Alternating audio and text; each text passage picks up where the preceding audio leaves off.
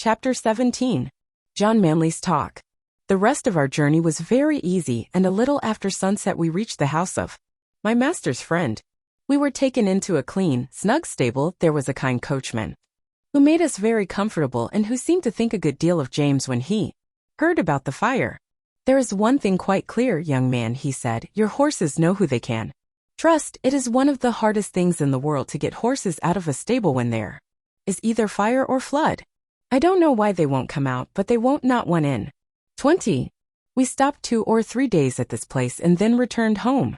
All went well on the journey. We were glad to be in our own stable again, and John was equally glad to see us. Before he and James left us for the night, James said, "I wonder who is coming in my place." "Little Joe Green at the lodge," said John. "Little Joe Green? Why, he's a child." "He is 14 and a half, said John. "But he is such a little chap." "Yes, he is small, but he is quick and willing and kind-hearted too, and then he wishes very much to come, and his father would like it, and I know the master would like to give him the chance. He said if I thought he would not do, he would look out for a bigger boy, but I said I was quite agreeable to try him for 6 weeks. 6 weeks, said James. "Why, it will be 6 months before he can be of much use." "It will make you a deal of work, John." "Well," said John with a laugh, "work and I are very good friends. I never was afraid of work yet." "You are a very good man," said James. "I wish I may ever be like you." "I don't often speak of myself," said John, "but as you are going away from us out into the world to shift for yourself, I'll just tell you how I look on these things. I was just as old as Joseph when my father and mother died of the fever within 10 days of each other, and left me and my crippled sister Nellie alone in the world, without a relation that we could look to for help. I was a farmer's boy, not earning enough to keep myself, much less both of us, and she must have gone to the workhouse but for our mistress, Nellie, calls her angel, and she has good right to do so.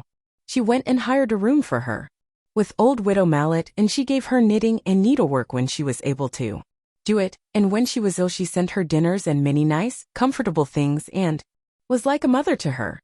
Then the master, he took me into the stable under old Norman, the coachman that was then.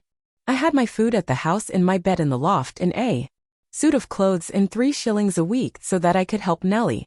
Then there was Norman. He might have turned round and said at his age he could not be troubled with a raw boy from the plough-tail, but he was like a father to me and took no end of pains with 38. Me. When the old man died some years after I stepped into his place, and now of course I have top wages and can lay by for a rainy day or a sunny day as it may happen, and Nellie is as happy as a bird. So you see, James, I am not the man that should turn up his nose at a little boy and vex a good, kind master. No, no. I shall miss you very much, James, but we shall pull through, and there's nothing like doing a kindness when 'tis put in your way, and I am glad I can do it." "Then," said James, "you don't hold with that saying, everybody look after himself and take care of number 1 foot?" "No, indeed," said John. "Where should I and Nellie have been if master and mistress and old Norman had only taken care of number 1? Why, she in the workhouse and I hoeing turnips. Where would Black Beauty and Ginger have been if you had only thought of number 1? Why, roasted to death." "No, Jim, no.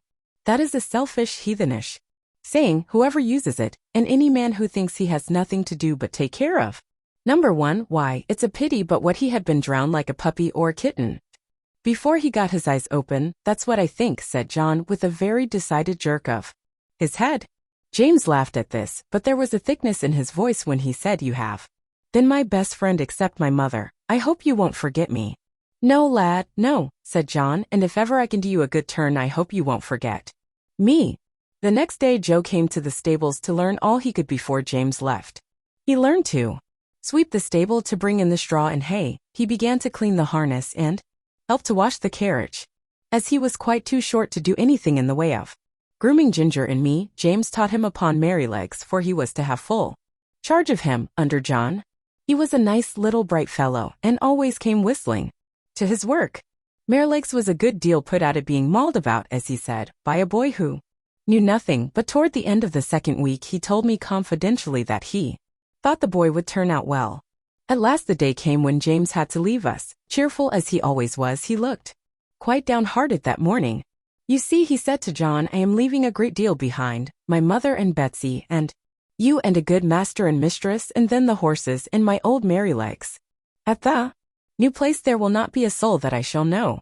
If it were not that I shall get a higher place and be able to help my mother better, I don't think I should have made up my mind to it. It is a real pinch, John.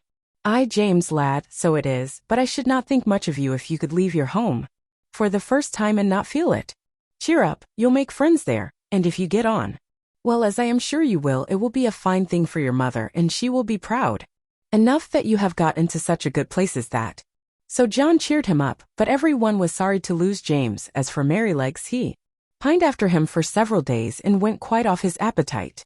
So John took him out several mornings with the leading rein, when he exercised me, and trotting and galloping by my side got up the little fellow's spirits again, and he was soon all right. 39. Joe's father would often come in and give a little help, as he understood the work, and Joe took a great deal of pains to learn, and John was quite encouraged about him.